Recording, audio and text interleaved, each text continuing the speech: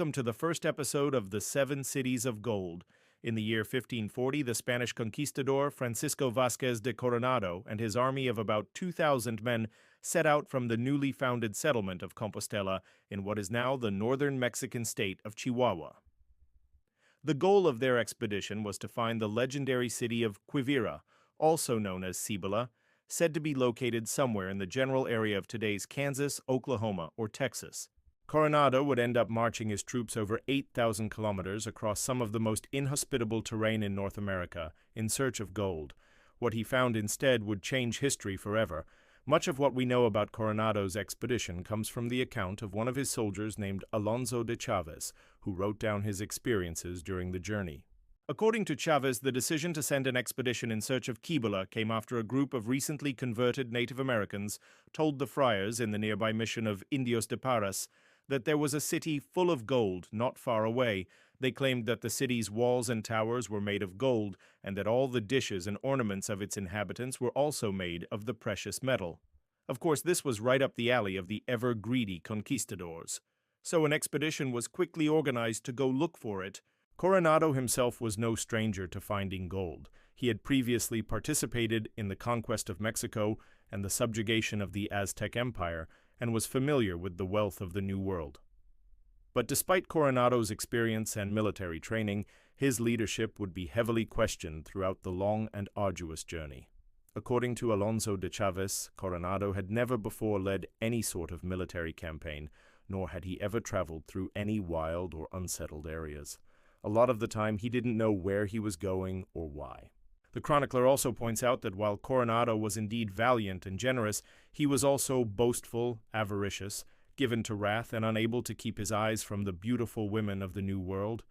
And though he didn't have much experience as a leader, when he did give orders, he expected them to be obeyed without question. This sometimes proved to be problematic.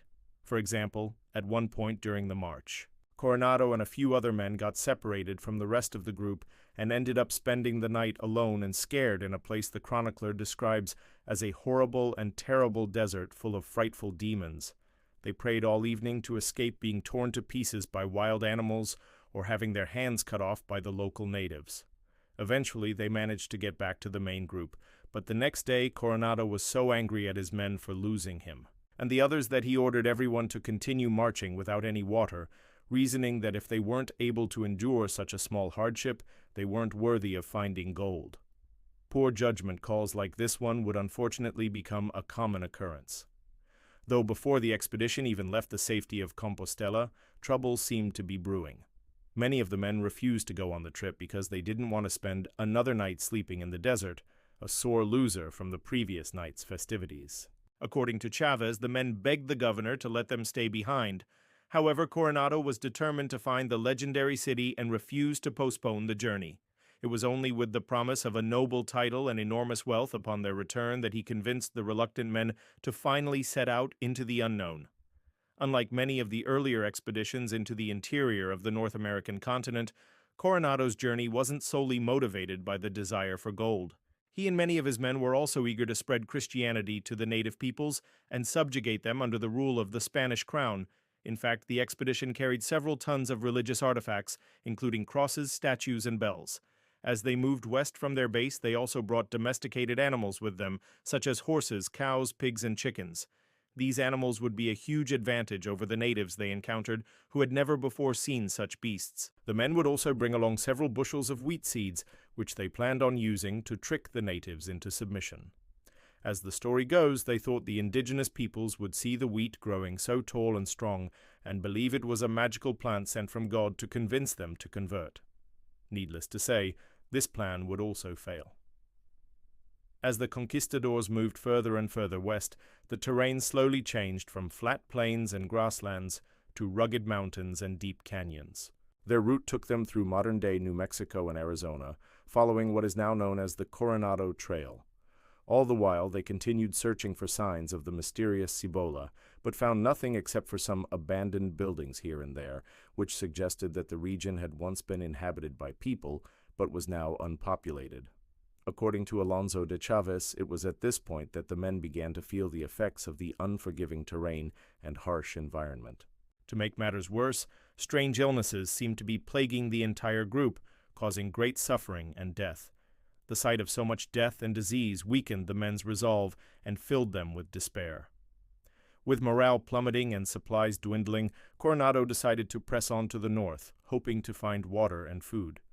They followed the stream beds of dry canyons until finally reaching a village where they could resupply themselves. When the villagers saw the horses and pigs and other animals the conquistadors had brought with them, they assumed the newcomers were gods.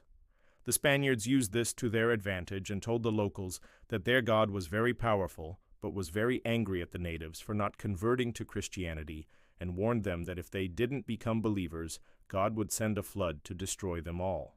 Despite the threat, the natives still refused to convert, so the next day the Spanish soldiers attacked and killed many of the villagers.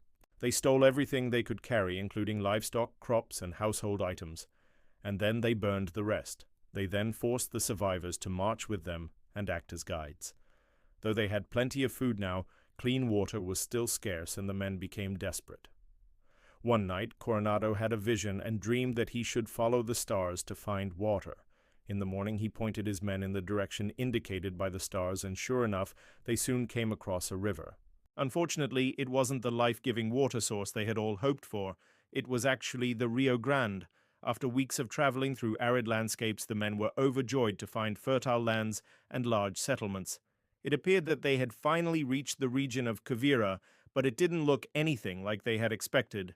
They had imagined a place made of gold, but in reality it was just a collection of small villages inhabited by ordinary people living normal lives.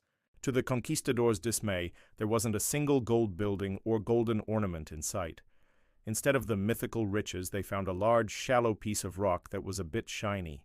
In the afternoon sun, they called it gold and left. Coronado proclaimed the place to be worthless and ordered his men to continue marching south, planning to settle near the coast. Chavez tells us that as they were leaving, the chief of the province offered to trade with them and gave them a large amount of corn, beans, cotton, fruit, and other goods. Coronado refused, saying that he wanted nothing from the infidels. The two groups parted ways, and the conquistadors continued their journey towards the coast, where they eventually settled in what is now the American city of San Antonio, Texas. And there you have it, the complete story of the 7 cities of gold, or at least the first one. In reality, the conquistadors would never find the fabled Cíbola.